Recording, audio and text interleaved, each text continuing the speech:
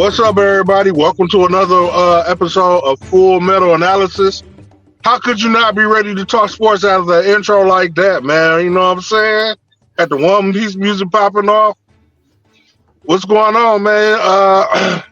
I heard you got some interesting names for second round picks that the Lions could be picking for me. I haven't got a chance to look them over, but tell me something good about them. So with them first round picks, it's been so long since the Lions have had the pick so high and had such a team that was so complete. It's hard for me to even use that word, but having a team that's so complete, I didn't know where to go with those first round picks. So I just looked at a couple guys that I thought they might like. But then I heard a mock draft on the second round, and they were naming guys, and I had no idea who they were talking about. So I was like, you know what, let me find out about this second round, because part of me wants Brad Holmes to trade back and get some more, second, third round picks.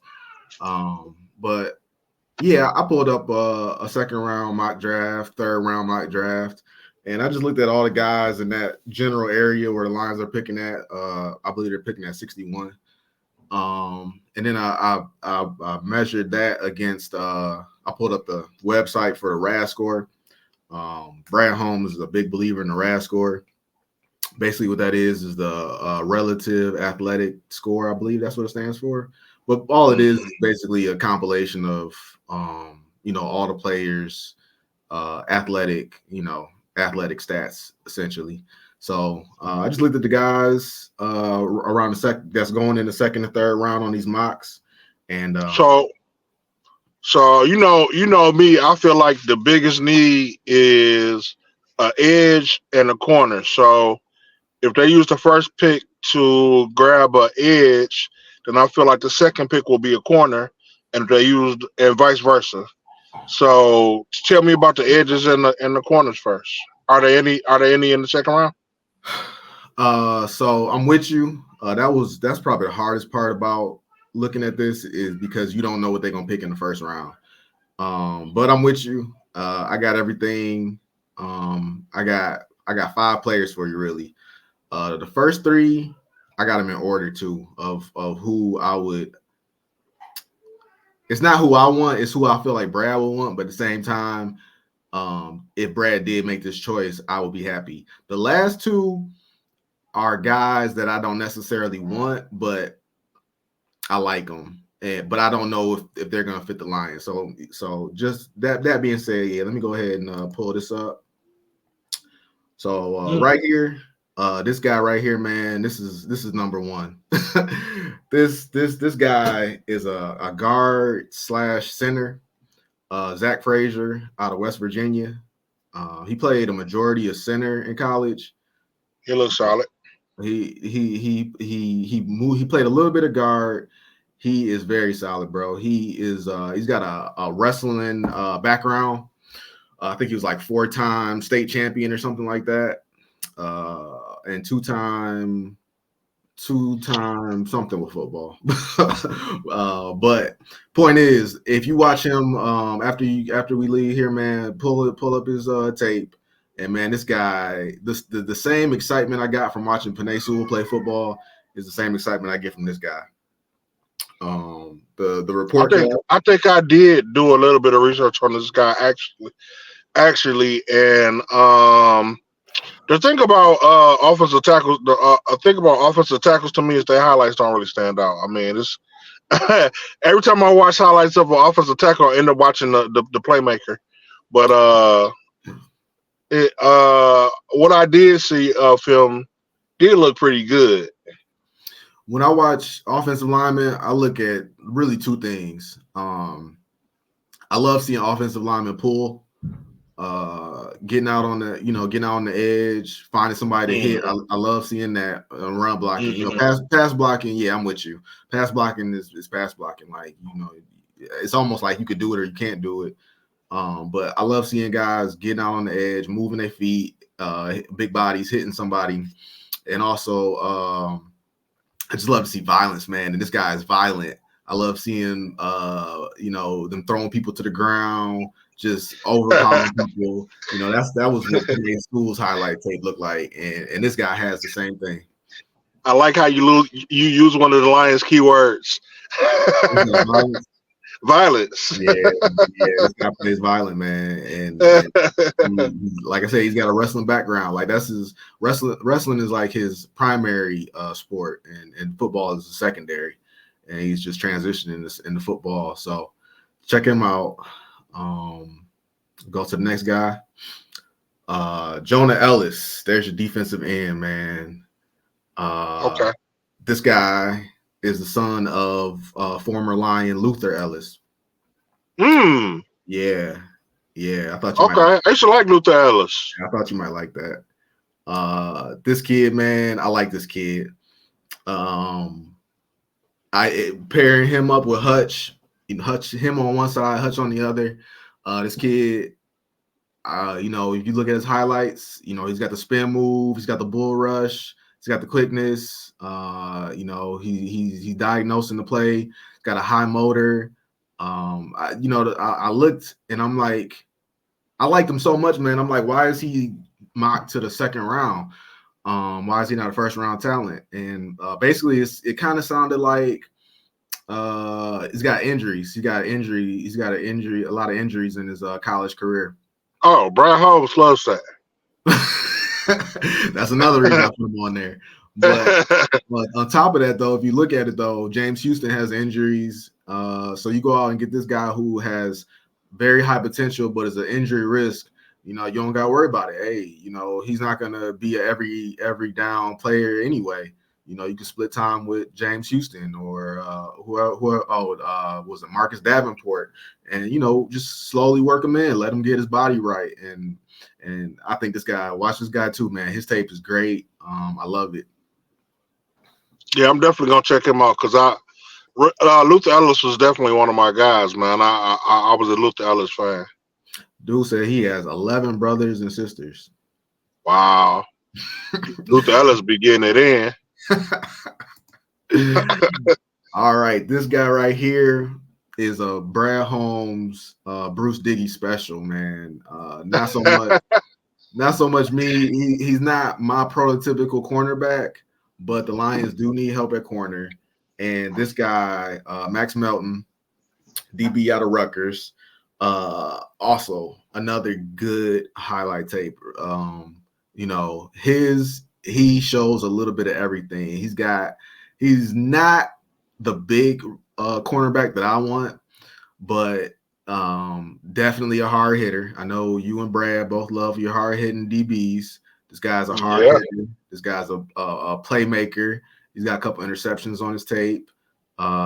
Is he fast? I need him to be able to run with the big dogs. He talks. I watched an interview with him, and he talked about in high school he was I think he said he led the state in punt return, kick return yards, and touchdowns. So dude got speed. He definitely got speed, and I like him, man. I like him. He, like I said, he's not my type of DB, but he can cover.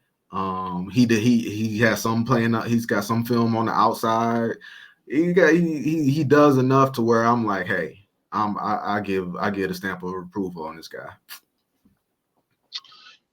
Yeah, he sounds like a good guy, man. You know what I'm saying? I mean, that's if Rakestraw isn't there in the second round after we pick our DN in the first round. I'm just saying. We'll see, man. These mock drafts is changing every day. My guy, I can't remember his name. Not Fuaga, not the old lineman Fuaga, but it was another old lineman with a name that was similar. And I talked about him in the last video, but that guy's moved all the way up in my drafts. He moved all the way up to like top 15 pick. Like when I looked at him, he was like second, third round. So yeah, I mean, it's some shit. Your boy, Jared Verse is dropping to the mid 20s. So hey, that's what I want to hear. You never know, man. This is getting crazy. But all these mock drafts, man, all they saying is Kool-Aid, man. I don't know what to tell you. It's Kool-Aid everywhere. Shame, man. But that's okay. I ain't studying, man, because you know what? They do that to the Lions every year, man. They put some random guy in the Lions slot, and everybody just sticks with that because the Lions. Nobody ever does research on the Lions. Everybody just you know.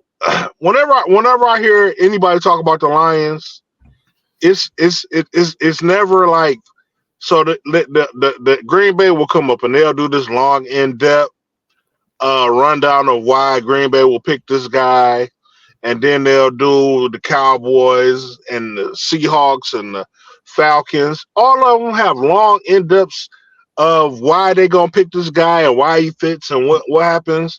And then they get to the Lions and be like, yeah, and the Lions are gonna pick Kool-Aid. Moving on to our next pick, and I'm like, damn. Hey man, we can't So, but they do it. They do it every year, man, and they do that, and they do that, and the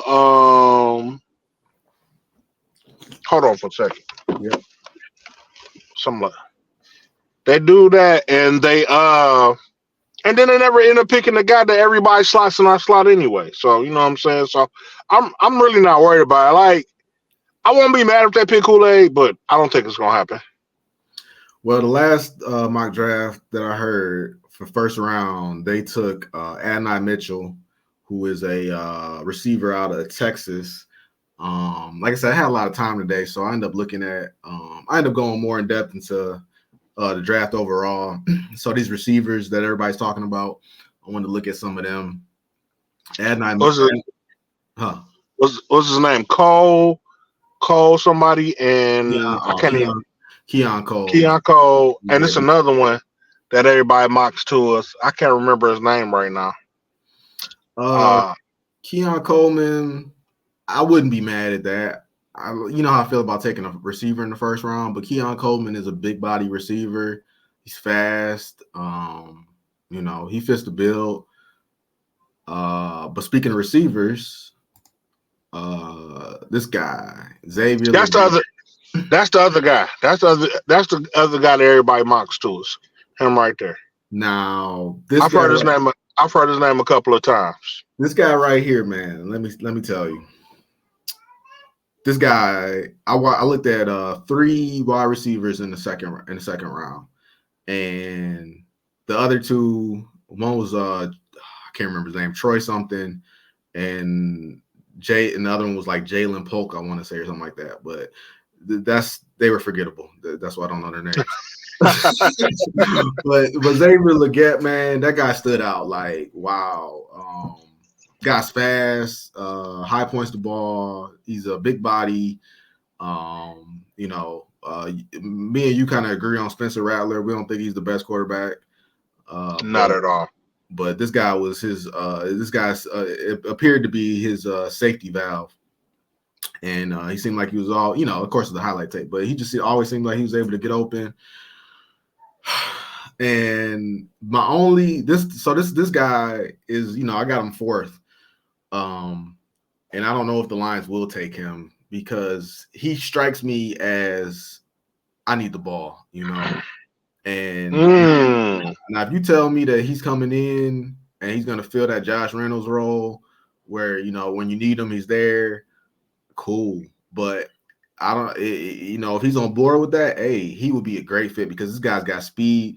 Another thing, I watched an interview with him, and he said that scouts were trying to, or not scouts, but you know, people at the combine were making subtle comparisons to Debo, and you know, if you watch the highlights, man, you know, he's got some Debo packages that they put him in, you know, reverses out of the backfield. You know, not more like push passes, but I mean, if you put this guy on one side, you know, you got Jamo on the other side, and you got Myron St. Brown. All 3 of those guys can run a reverse for you. Like, you know, the things that Ben Johnson could come up with if you get this guy, the you know, it's limitless. You lost me at he needs the ball because Brad Holmes and Dan Campbell have said, man, you can have all the skill in the world, but if you're not one of our guys, then we ain't gonna take you. And if he needs the ball, we got so many playmakers on our team. You got it. The first thing that comes to mind is you got to be willing to share the load. You got to be willing to accept your role in this offense because everybody's a star in this offense. You know what I'm saying? All of our players make plays. You know what I'm saying? At every position, and you are coming in to fill a role. You know what I'm saying? When we need you to do this, we're gonna get a ball to you. When we need something else, we're gonna get a ball to St. Brown. When we need a speedy route, we going to Gibbs or Jameson. So you got to be you can't come in talking about I need the ball. You got to play your role. Know your role, Yeah, Jabroni.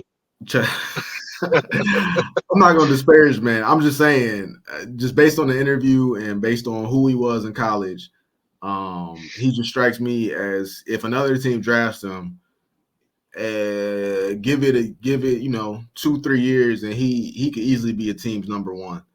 Mm. But No, I don't doubt that at all. I don't doubt that at all. I'm not doubting his skill because I watched like I said, his name came up a couple of times, and I watched a couple of his highlights, but I wasn't really looking for a receiver, so I didn't watch a whole lot. But what I did saw was impressive. so watch his interview. Let me know what you think. That was just the feel that I got from him. Like I said, if they were to draft him, I mean, the offense is already a top 5 offense, but if they were to draft him, the thing is that I mean, you know how the Lions do, man. They gotta, you gotta build trust with them before they put you out there. Right, And right, right.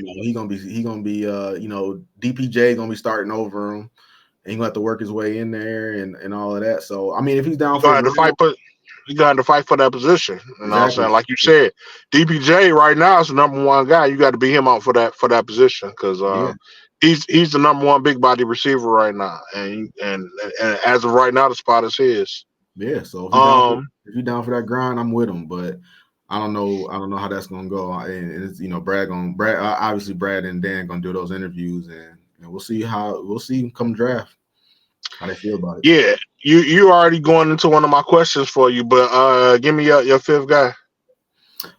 Fifth guy is last on my list for a reason. That's because even I'm a little on the fence about him, but this guy fits the bill, man. Cam Hart, defensive back out of Notre Dame. Well, first off, his name is Cam.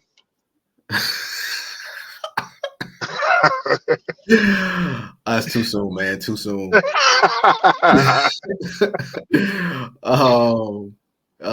fits the bill.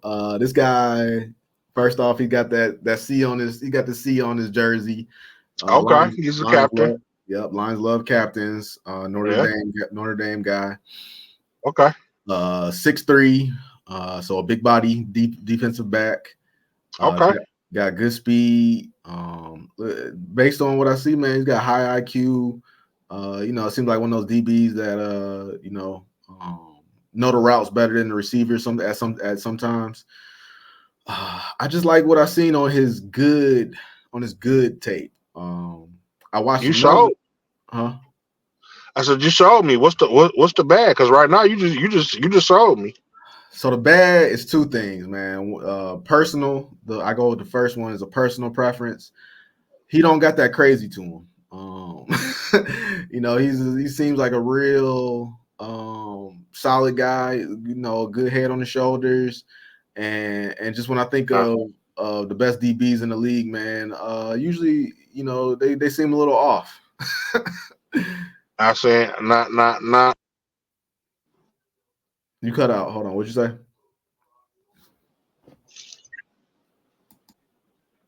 You said not a problem for you. Yeah, not a problem. Not a problem. Oh yeah. I like I said, that's a personal one. The other one, you would have a problem with, which was like, I watched his highlights against Ohio State. Yeah, that was Ohio State, I want to say. And, that's the top competition in college football. And he never, I mean, I didn't watch all of it. I watched half of it. But in the half that I watched, it was like this guy was never involved in the play. Um, and when I watched his highlights, I don't think any of those highlights were from the Ohio State game.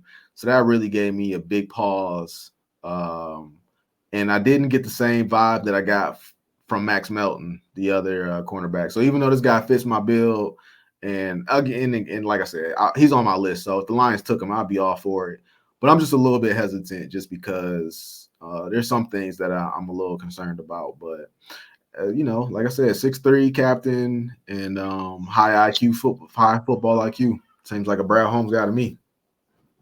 I'm still willing to work with him, man. You know what I'm saying? I understand that I understand that he didn't show up in the Ohio State game, but I don't know, man. What I think of our coaches, I think they put out the true potential in guys, man, and I think he was.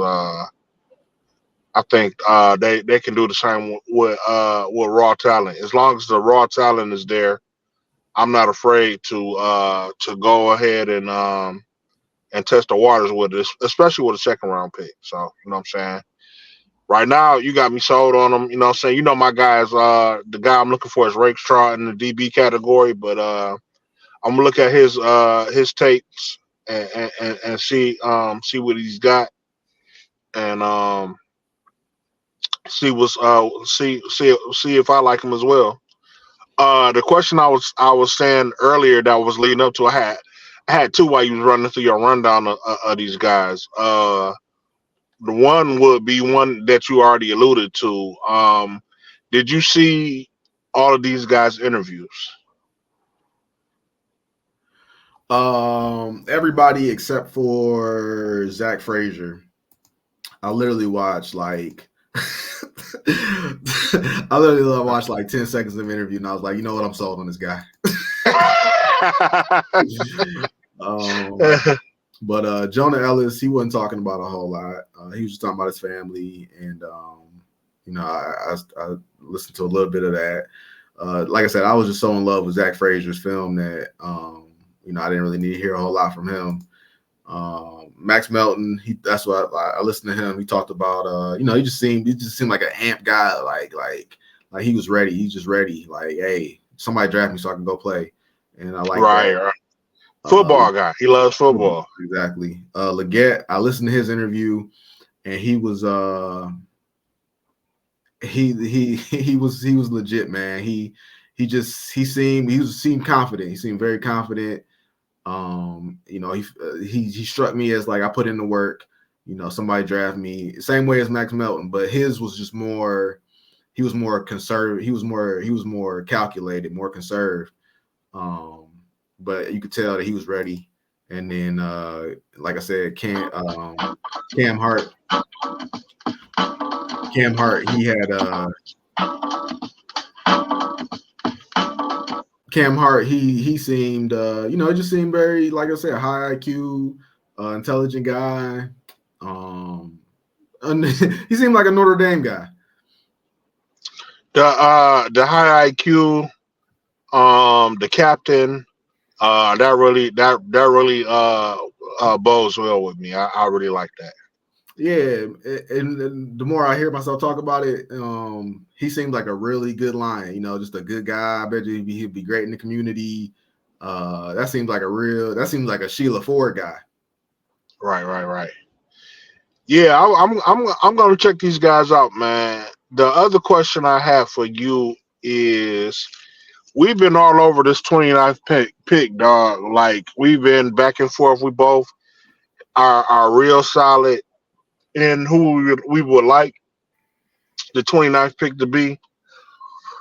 But what are the chances that Brad Holmes says, man, fuck that pick. I don't like nobody at 29 and trades back for like two or three picks.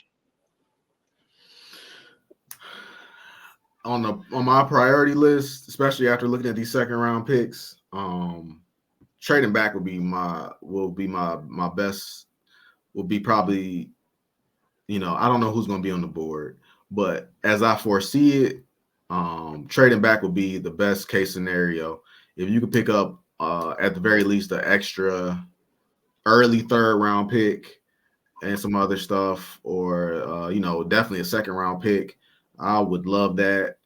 But it all depends on who's on the board. Like if there's guys on the board that me and you talked about, and he says I don't like any of those guys, then I'm not gonna be as happy about that. But trading back for me is probably the best case scenario, just based on who I saw that they think will still be available in the first round. So let's say one of those guys that me and you were talking about are on the board at 29, and he doesn't pick them, but he picks three of the guys that you just presented to me. Would you be happy with that? I would definitely be happy with that. And even if it was two, if he traded back and he got two of these guys, because assuming most likely Kool-Aid would be on the board, and I could see Kool-Aid being on the board and him still trading back, because even though everybody keeps mocking Kool-Aid to the Lions, I don't think Kool-Aid is a surefire Lions guy. So I wouldn't Right. be surprised if he traded back with Kool-Aid on the board. But if he traded back and he picked up Max Melton or he picked up Cam Hart, and then he found the edge, don't gotta be one of my guys, but if he found the edge or he picked up a O lineman, I would, as long as he addressed those positions, I would, look at the guy, even if it's not a guy on my list. I would look at the guy and I hope I see what Brad sees when I look at it. And if not, I'm gonna get back on this podcast letting everybody know. I know you will, man. I know you will. You have no faith. You're not gonna have any faith in Brad. You're not gonna have any faith in him at all. Yeah, man. I'm with you. If you got one of the guys that you presented me with, I still have to look at their film. But from what you told me, they seem like solid guys. I'm with you on Kool Aid. I haven't really watched his interviews, but based on just the what I've seen so far, he just strikes me as a Dion type of guy, man. And I just don't think that fits with our team. I don't know, it's just something about him that's just off. And you know what I'm saying? Like I said, if we draft him, I'll be happy. I'll rock with him. But I really don't want that guy, man. I feel like there are better options out there. Let me ask you a question. Back to the first round. How would you feel if they took a wide receiver in the first round? It's not what I want, but I wouldn't be mad because we could use a big body receiver. But so if he drafted a big body receiver, I would have to go and watch his film because, like I said, that's not what I've been looking for. But no, if I get a good vibe with it, I can rock it. I can't say it would be what I wanted. So it would be taken with a grain of salt. But I can't say it's not a position that we don't need and something that will make our offense complete. Cool. Hey man, that's all I got. But I really want to I really want to edge. I I really want to edge. I will accept a DB, and if worst case, I'd take a guard. But you know what I'm saying, I really want to edge. Um, yeah, man, it's not a whole lot to talk about this one. By the way, breaking news. While we've been talking, my wife just texted me and told me that OJ Simpson passed away yesterday. Yeah, it was prostate cancer. I didn't know he was 76. Right, that's what she just texted me that last. That's crazy. Yeah, I that is just found crazy. out just now at this moment. I didn't even hear nothing about it. But I haven't been into the sports news the last few days. So or the last couple of weeks I've been watching my little video game shit. But yeah, man, that's crazy. You know what I'm saying? He had a lot going on in his life. You know what I'm saying? But he was a hell of a player, and and if nothing else, he was entertainment all the way around. Yeah, can't take that away from him. So R.I.P. to him, man. And you know what I'm saying? No, The juice. cheers to a competitor. Yeah, man. Well, hey, man, the draft is officially 2 weeks away. I'm on call that week, so that sucks. But trying to find my way downtown, try to make the best of the situation. Yeah, I But was just about to ask you, was you gonna try to go down there, man? I've been hearing if you go online, you can get a free ticket or something. yeah, no, But you I felt that. gotta, Yeah, it's just a link. You click the link, fill it out. It's gonna ask you a couple questions, like you just gotta register with like NFL.com basically, and it's gonna ask you. I think I'm already registered with NFL.com. Yeah, but you gotta do it for the draft though. I think specifically because it's gonna ask you like how many people are you planning on coming down there with or something like that. Me, baby. Yeah, Just me. They asked for, like I said, I'm on call, but then they asked for people to be on standby, and they was like, basically, you're just gonna be posted up from 7 to 11 during the draft. But if you on call, like, nah, your duty is like everything else. So I'm like, nah, that's some BS, man. I'm gonna find my way down there. Yeah, man. My thing is, I do want to go to the draft, man, and but I'm thinking, man, like there's gonna be so many people down there, man. I don't like people all in my space. You know what I'm saying? Yeah, I don't like having to drive around for 20 minutes looking for a place to park. Yeah, man. You know what I'm saying? So I want to go, but you know what I'm saying? Sometimes, a lot of the times, being in at a place live is great, but overrated. Yeah, no, definitely. If I gotta watch it on TV, hey, it is what it is. I mean, I'm just as happy to watch it on TV and be like, "That's my city, baby." At the end of the day, that's probably gonna be both of us, man. I don't know, man. I might be working down there too, man. I see how it goes, man. You know what I'm saying? It is gonna be a lot of money down there, so we'll see how it goes. I am gonna fill out that thing for the ticket though, just in case. Yeah. No, I'll send you a link out there. I think I still got it somewhere on my phone. For sure. All right, man. Well, like I said, I put together this little outro, so it's gonna be your first time seeing it. Hit me with it. I got you. There's no such thing as a painless lesson.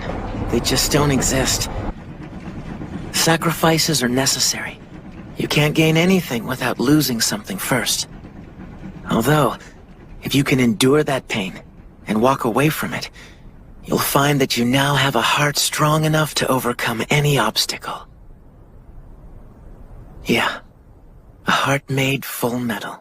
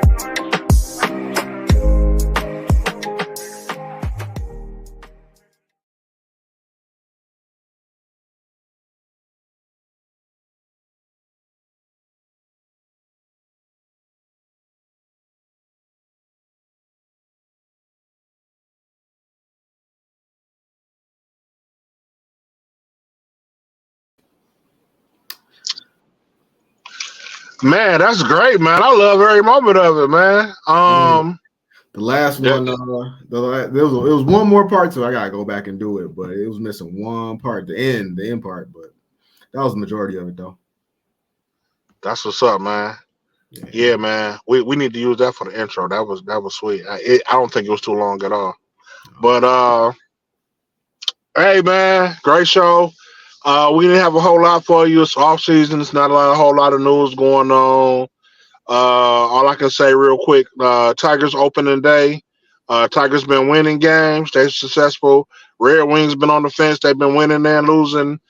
Pistons fucking suck. And the Lions are doing their thing all season, baby.